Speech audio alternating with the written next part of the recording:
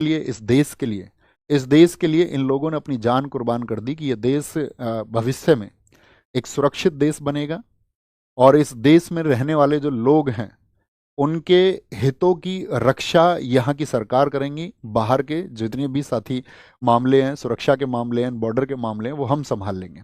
लेकिन आज देश में क्या हो रहा है, आप जानते हैं ना इस बात को।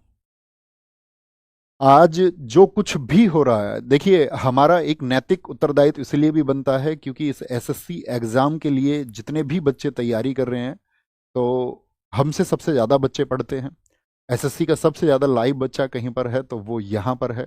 तो एक नैतिक उत्तरदायित्व, यानी कि उन बहुत सारे बच्चों ने अपने भविष्य की उम्मीद वो किससे लगा रखी होगी, वो हमसे लगा रखी है। लेकिन दोस्त, जब हम पढ़ा रहे हैं, और अगर कोई स्टूडेंट हमसे ये पूछ ले कि आप जो पढ़ा रहे हैं क्या गारंटी है इस बात की कि एग्ज़ाम में जितना अभी चल रहा है कोई ट्रांसपेरेंसी नहीं है, कोई जवाबदेही नहीं है, बहुत सारी जितनी भी गड़बड़ी स्टूडेंट्स को फेस करनी पड़ रही है, क्या इस सब का जवाब भी तुम्हारे पास में है? तो मेरे दोस्त, अब तुमको कहना होगा कि अब और नहीं। और मैं ये कह सकता हूं कि इस बात को हमको हर किसी को बहुत आक्रोश से बोलना चाहिए, क्योंकि अब ऐसी स्थिति आ गई है कि जिस देश में मतलब टीचर्स को एक भगवान की दृष्टि से देखा जाता रहा है, तो उन टीचर्स को भी बार बार मजबूर कर देना कि उनके ऊपर भी प्रश्न चिन्ह लगाए जाएं। और वो किसकी वजह से प्रश्न चिन्ह लगते हैं? खराब व्यवस्था और सरकार की वजह से। सरकार की वजह से। तो एक अध्यापक सिर्फ बच्चों को पढ़ाने के लिए नहीं है, कोई भी एक अध्यापक उन बच्चों के अभिभावक की तरह है, जो सिर्फ उनको ये नहीं है कि किताबों का पाठ पढ़ाता है, और वो किताबों का पाठ पढ़ाते रहने से बात बनेगी भी नहीं दोस्त, क्योंकि गड़बड़ी होती रहेंगी आप सबके सामने। क्योंकि ये एक ऐसा वक्त है कि शायद जिसमें हमको इतिहास लिखना होगा। एक उबाल तुम सब लोगों को अपने अंदर पैदा करना होगा, और वो चीजें तुमको सपोर्ट करनी होंगी, हमेशा करनी होंगी, क्योंकि एक बोर्ड एसएससी आप सबके जीवन से लगातार खेलने का काम कर रहा है। आज इतने ज्यादा भ्रष्टाचार में वो फंस चुका है, इतनी ज्यादा लापरवाही हो चुकी है, और सारी गड़बड़ियां जो भी हैं वो तुम सबके सामने है कि कितना अन्याय बच्चों के सामने हो रहा है, बच्चों के साथ हो रहा है। बच्चा एग्जाम सेंटर पर यहाँ बैठा हुआ है, साइड में डीजे पे सॉन्ग चल रहे हैं। एक जगह तो सेंटर ऐसा बना दिया गया है, मुश्किल से 50 गज जगह होगी, उसके चारों तरफ कूड़े का ढेर है। आज ही सुबह आपका सिलेक्शन पोस्ट के एग्जाम में जो आपका गुड़गांव की एक लैब है, ठीक है, उसको मतलब एकदम से वहां पर पाया गया है कि वहां पर हैकिंग हो रही है। तो ये जो एडिक्विटी है, इसका सिस्टम ऐसा है कि जिसको बहुत आसानी से हैक कर लिया जा रहा है। दिल्ली में आपका पवन गंगा एक लैब है, उसको आज वहां पर हैकिंग पकड़ी गई है, ठीक है, उसको रेस्टिकेट करके नए 3 सेंटर्स बना रहे हैं। तो बच्चों को क्या बेवकूफ समझ रहे हो? ऐसे किसी व्यक्ति के हाथ में जिम्मेदारी दे दोगे कि जिसका सिस्टम कोई भी हैक कर सकता है? तो क्या जो बच्चा वर्षों तक मेहनत कर रहा है, जो लगातार मेहनत कर रहा है, वो मेहनत इस बात के लिए कर रहा है कि उसकी मेहनत को कोई हैक कर ले? क्या इसलिए तुम सब मेहनत करते हो? तुम मुझे बताओ कि जो आपका किसी कोई बच्चा अपना घंटे 2 घंटे या 3 घंटे की परीक्षा के लिए वो वर्ष 2 वर्ष और 3 वर्ष तैयारी कर रहा है, और उसको फिर बाद में पता चलता है कि यार जो जो सिस्टम इसको ऑर्गेनाइज कर रहा है वो कोई ऑर्गेनाइज सिस्टम है ही नहीं, एक भ्रष्ट संस्था है। एडिक्विटी जो साथी आपका बैन हो चुकी पहले, उसी को तुम फिर से टेंडर दे दोगे, इस बात के लिए टेंडर दे दोगे कि भाई ये कम खर्चे में एग्जाम ऑर्गेनाइज करा लेगी। तो ऐसे तो कल को कोई एक बच्चा खड़ा हो जाएगा स्टूडेंट्स में से, कहेगा कि यार ये रोजगार मुझे ही दे दो तुम।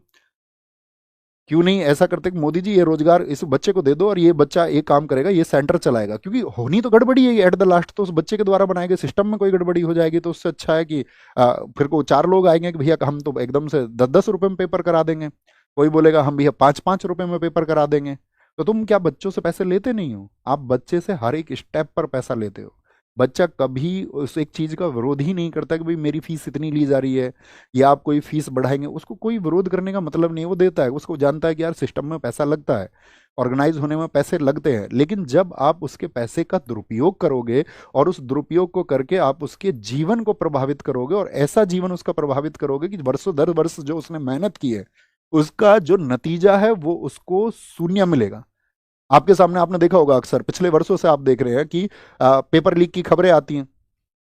सरकार क्या कहेगी, ढोंग के नाम पर उसको जांच का एक नाम दे देती है, कहते हैं इसकी जांच कराएंगे, हम इसकी जांच करा के और तब इसको बढ़ाएंगे। इतने में ही एक अभ्यर्थी उस इंतजार को करता रहता है, वर्षों का इंतजार करता रहता है, बहुत सारे लोगों की उम्र पूरी हो जाती है, उम्र पूरी हो जाती है और कभी कभी तो ऐसा हो जाता है रिजल्ट का इंतजार, सीपीओ में क्या चल रहा है, सीपीओ का रिजल्ट क्यों क्यों रोका हुआ भाई साहब आपने? ऐसी क्या मतलब, एक फिक्स टाइम पर आप परीक्षाओं को आयोजित करें, एक फिक्स समय पर अगली परीक्षा से पहले एक आंसर की आप दे दें, एक रिजल्ट आप समय पर दे दें, तो वो मतलब क्यों नहीं कर पा रहे? उसमें ट्रांसपेरेंसी क्यों नहीं है, पारदर्शिता क्यों नहीं है? लोगों तक आप ये मैसेज क्यों नहीं देते हो कि भाई ये कारण है, इसका उचित कारण ये है? ऐसा एक उचित कारण दीजिए ना जिस पर विश्वास किया जा सके। जितनी भी धांधलियां हैं, जितनी भी भर्तियों में देरी है, जितने भी पद गायब हो रहे हैं, जितनी भी पारदर्शिता की कमी है, ये अब कॉमन बातें हो चुकी हैं। इस देश में कॉमन बातें हो चुकी हैं और नेता अपने एसी के कमरे में बैठ करके ठहाके मार रहे हैं, हंस रहे हैं। एक बच्चा घर में बैठ करके अपने सपनों को कुचल के रो रहा है और ये लोग वहां संसद में बैठ करके मतलब मस्खरी करते हैं एक दूसरे पर ये लोग मतलब कटाक्ष करके वहां हंसते हैं। बच्चे किसी को टैग कर देंगे ट्विटर पर तो तब नेताओं को पता चलता है कि इस देश में चल क्या रहा है, कि मुझे इस बच्चों के पक्ष में सदन में बोलना है या नहीं बोलना। कभी कभार बहुत बच्चे ट्वीट कर देंगे किसी को टैग कर करके, तो नेताओं को सुध आ जाती है कि हाँ ठीक है, ये सही मुद्दा है, इस पर बहुत सारे बच्चों का जन आक्रोश है, इस पे बच्चे आक्रोशित है, तो इस पक्ष में मुझे बोलना चाहिए। लेकिन फिर वही बात आपका एक समय के बाद में नहीं सुनी जाती है। अभी आप देखिए कितना बोला गया रेलवे रिफॉर्म्स को लेकर के, तो नहीं सुना किसी ने। खूब ट्वीट किए, सब लोगों ने ट्वीट किए।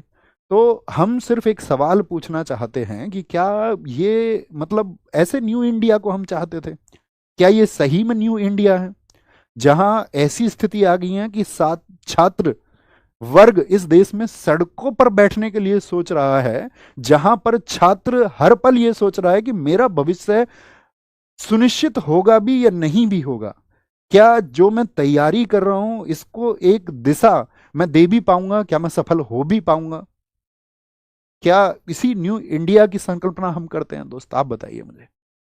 क्योंकि आप परीक्षा नहीं ले रहे हैं सिर्फ, और परीक्षा लेके उसके बाद में जब बच्चा धांधली, हैकिंग, किसी भी फर्जी कोई भी एंट्री करा लेना, पैसे वाले बच्चों की, कहीं पर भी ये सुनने में आया, कहीं पर भी आपका किसी खराब व्यवस्था को आप लोगों ने जिम्मेदारी दे दी बिना किसी जांच पड़ताल के। क्या ये एक बच्चे के विश्वास का कत्ल नहीं है? जो विश्वास वो इस देश के प्रति रखता है, इस देश के उन सर्वे सर्वाओं के प्रति रखता है कि हाँ वो लोग हमारे लिए कुछ सोचेंगे, क्योंकि हम इस देश के बच्चे, हम सुनते आए कि जिस ओर जवानी चलती है उस ओर जमाना चलता है। लेकिन ये भारत क्यों नहीं चल रहा है उस जवानी के लिए? ये भारत के नेता क्यों नहीं तड़प रहे हैं उन जवानों के लिए कि ये वही लोग हैं जो कल सिस्टम में बैठेंगे, यही लोग हैं जो इस देश को सुधारने का काम करेंगे, और इनको एंटर कराने के लिए जो व्यवस्था है वो एकदम से भद्दी व्यवस्था है।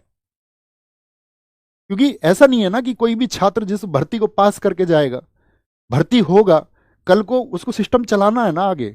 अगर आप उसको पहले ही इस देश की व्यवस्थाओं के बारे में इतनी उसकी मानसिकता को या उसकी मन में ऐसी चीजों को आप घर करा देंगे कि इस देश का तो सिस्टम ही ऐसा है, तो क्या वो उस सिस्टम को नहीं स्वीकारेगा? कल कैसे वो गर्व करेगा मतलब व्यवस्थाओं पर? कैसे वो देश पर गर्व करेगा? कैसे इन नेताओं के लिए वो ये सोचेगा कि हाँ ये मेरे लिए कुछ अच्छा सोचेंगे? बच्चे को पढ़ाने के लिए उसके माँ बाप बहुत जगह पर मजदूरी कर रहे हैं, और बहुत जगह पर लोग अपनी जमीनों को बेच रहे हैं, अपने खेतों को बेच रहे हैं कि हाँ कल मेरा बच्चा कुछ अच्छा कर जाएगा और चीजें एकदम से सही पटरी पर आ जाएंगी। कोई पूरी रात को बच्चा जागकर इस बात के लिए पढ़ रहा है कि कल एक दिन एक सवेरा आएगा और उस सवेरे के होने के बाद में वो संघर्ष थोड़ा सा विराम ले लेगा, वो संघर्ष थोड़ा सा थम जाएगा। लेकिन जब उसके पास ये खबरें पहुंचती हैं तो उसका विश्वास टूटता है, उसका रातों को जाग करके जो मेहनत करना था वो एकदम से खत्म हो जाता है और वह इस सिस्टम के सामने हार मान लेता है। मेरा दोस्त, ये हार मानने का वक्त नहीं है। खुद से वादा करना कि अब क्रांति होगी और अब आंदोलन होगा और इस देश के हर घर से आवाज उठेगी, और इस बात के लिए आवाज उठेगी कि हमारे साथ अब इनजस्टिस और नहीं हो सकता, हमारे साथ अब अन्याय और नहीं हो सकता है। और बस मैं तुमसे इतनी बात कह सकता हूं कि तुम डरना मत, झुकना मत। और क्योंकि अगर हम डर गए ना दोस्त, और अगर हम झुक गए, तो इस देश की जो टेढ़ी रीढ़ जिस किसी ने भी की है उसे हम कभी सीधी नहीं कर पाएंगे। और ये छात्र वर्ग है, ये जवान वर्ग है, जो इस देश की नेताओं के द्वारा जो, या सिस्टम के द्वारा, या खराब अधिकारियों के द्वारा, भ्रष्ट अधिकारियों के द्वारा जो टेढ़ी रीढ़ की जा रही है, उसको हम सीधा करेंगे और मिलकर करेंगे।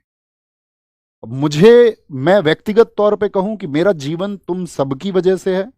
अगर अपना जीवन भी कुर्बान करना पड़ेगा इस व्यवस्था में बदलाव करने के लिए तो हम कर देंगे, और बेझिझक कर देंगे, बिना किसी संकोच के, बिना डरे, बिना झुके कर देंगे। तो ये एक मूवमेंट होगा। हम आपको बता चुके हैं 31 को टीचर्स की मीटिंग होगी आपस में। सब टीचर्स आपस में डिसाइड करेंगे कि कैसे एक परफेक्ट वे पर चलना है, ताकि आपकी चीज़ों में जो आवश्यक सुधार होने चाहिए वो कैसे किए जाएंगे। और अगर उन सब चीज़ों को कंसीडर नहीं किया जाता है तो ये सिर्फ एक प्रोटेस्ट नहीं, ये भविष्य बचाने का आंदोलन होगा, इस प्रशासन को जगाने का आंदोलन होगा, और उस हर एक युवा आवाज को संगठित होना होगा जो इस खराब सिस्टम के खिलाफ में लड़ना चाहती है, जो ये चाहती है कि ये लड़ाई हो। क्योंकि बहुत कॉमन सी चीज़ है ना, सब जानते हैं क्या होना चाहिए। भाई एक कैलेंडर फिक्स हो जाए, फिक्स डेट हो जाए, एक आंसर की आ जाए बच्चों के पास में, उसको पता रहे कि भाई मेरी गलतियां कहाँ पर हैं, क्या पैटर्न चल रहा है। अब तुम किसी भी नई संस्था को कम से कम एक समय पहले बताओगे ना बच्चों को कि भाई क्या पैटर्न होगा परीक्षा का, साल 6 महीने पहले बच्चों को इन्फॉर्म करोगे कि भाई ये पैटर्न होना चाहिए, ताकि बच्चा उस मानसिकता से खुद को तैयार कर ले। अब बच्चे को पता चलता सिलेक्शन पोस्ट का है जी, वो सब कुछ पैटर्न चेंज हो गया है। अब उसके 10 दिन बाद जो सीजीएल देने वाला है उसके दिमाग में क्या प्रश्न होंगे, जिसने साल 6 महीने 2 साल तैयारी की, उसकी मनोस्थिति क्या होगी इस समय, उसके क्या वो अपनी तैयारी पर फोकस कर पा रहा होगा, या उसके दिमाग में सिर्फ एक ही प्रश्न चल रहा होगा कि यार पैटर्न क्या रहेगा। अब वो उन तमाम वीडियोस को, उन खराब बेवजह की वीडियोस को देखेगा कि अब पैटर्न चेंज में क्या होगा। क्योंकि कुछ टीचर्स को नहीं पता है क्या होगा पैटर्न चेंज करके, तुक्का लगाएंगे सब लोग। ये तो बच्चे को पता चलेगा 1-2 साल में वो पैटर्न रिपीट होता है तो फिर सब लोग उसकी नब्ज पकड़ लेते हैं, लेकिन किसी को नहीं पता होता। हमने नहीं बनाया कोई वीडियो पैटर्न चेंज क्या हो, पता ही नहीं है किसी को क्या होगा। पारदर्शिता बिल्कुल नहीं है, समय पर रिजल्ट बिल्कुल नहीं है, पेपर लीक्स तो खबरें आती रहती हैं, आप सब जानते हो। लेकिन ऐसी एक संस्था एडिक्विटी को जिम्मेदारी दे देना जिस पर हैकिंग जैसी चीज़ों की शिकायतें, या ये पता ही नहीं चल रहा है कितने बड़े स्तर पर हैकिंग है, कौन लोग किसको बेच दे रहा है, क्योंकि उनका जो सॉफ्टवेयर है वो आसानी से हैक हो सकता है। और एक सस्ती और रद्दी भ्रष्ट, अगर मैं ये कहूं कि जिस पर भ्रष्टाचार प्रूव हो चुका है, एक खराब संस्था, उसको ये जिम्मेदारी दे दी गई है आपके भविष्य की। और मतलब बहुत सारे मुद्दे हैं जिन पर बातें होंगी। अंत में सिर्फ इतना कहूंगा कि अगर तुमने आवाज नहीं उठाई तो तुम्हारी जो अगली पीढ़ी है ना वो कभी मतलब कलम तो नहीं उठा पाएगी, उसको लाठी उठानी पड़ेगी। तो हमको ये क्रांति का बीज बोना होगा, शुरुआत करनी होगी। हम सबको अपनी आने वाली पीढ़ियों, अपने खुद के भविष्य को बचाने के लिए साथी एकजुट होकर के एक आवाज उठानी होगी। और वो आवाज हम उठाएंगे दोस्त, वो आवाज हम जबरदस्त तरीके से उठाएंगे और हर हाल में उठाएंगे। उसके लिए सब कुछ कुर्बान होता होगा तो हम सब कुछ कुर्बान कर देंगे और आपके सामने कुर्बान कर देंगे। और हम ये कहें कि ऐसी व्यवस्थाओं में हमको अध्यापक रहना है और हम अध्यापक रह के पढ़ाते रहें, बच्चों को बरगलाते रहें, तो हम ये कहेंगे कि हम वो अध्यापक नहीं होना चाहेंगे। हम साथी लड़ना चाहेंगे और इन अधिकारों के लिए लड़ना चाहेंगे। और आपसे भी उम्मीद करेंगे कि 31 को जो टीचर्स की मीटिंग है उसके लिए आप सपोर्ट कीजिए, और भविष्य में सभी टीचर कम्युनिटी जो भी डिसीजन लेती है उसमें आप अपना समर्थन दिखाइए। उन लोगों को अगर कोई ऐसा नहीं है कि किसी को जाकर के आप काउंटर करने लगें, सब लोगों का विश्वास बनिए, उन सब टीचर्स को ताकत दीजिए, उनको ताकत महसूस करवाइए कि हम आपके साथ हैं इसमें, और जो कुछ भी होगा वो सब कुछ करेंगे, सब कुछ करेंगे, सब कुछ करेंगे। ये आप आने वाले समय में देखोगे कि हम आपके लिए क्या करेंगे। ठीक है, बस इतनी ही बात मैं कह सकता हूं, बाकी ओके, आए टॉपिक पर।